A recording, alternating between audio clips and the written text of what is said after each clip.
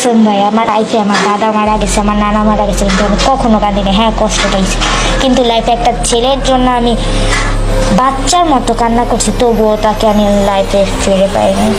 Okay fine, যেহেতু লজ্জার vaccine তৈরি হয়নি এখনো, তাই আপাতত এদেরকে কুকুরের ভ্যাকসিন দেওয়া উচিত। তাতে সমাজে একটু হলেও শান্তি আসবে। ছোটবেলায় জোনাকি পোকা ধরে তার পুটকির আলো কেড়ে নিয়েছি বলে আজ আমার ভবিষ্যৎ অন্ধকার। পেটের ভিতরে থাকতেই হয়তো বা মেয়েটা সাবালিকা হয়ে গেছে। অবাক হওয়ার কিছু নেই, অদ্ভুত এই দুনিয়ায় কত কিছুই না হয়। এত বড় একটা আপু বাচ্চাদের মতো কাঁদতে কাঁদতে 7-8 বছরের বাচ্চাদের মতো হয়ে গেল।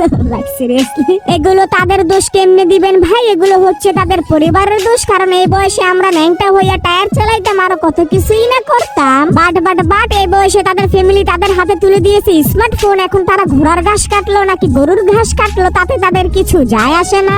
স্কুল কর্তৃপক্ষের দৃষ্টি আকর্ষণ করছি, আপনাদের বাচ্চারা স্কুল থেকে পালিয়ে আসছে, দয়া করে তাদেরকে স্কুলের ভিতরে নিয়ে যান।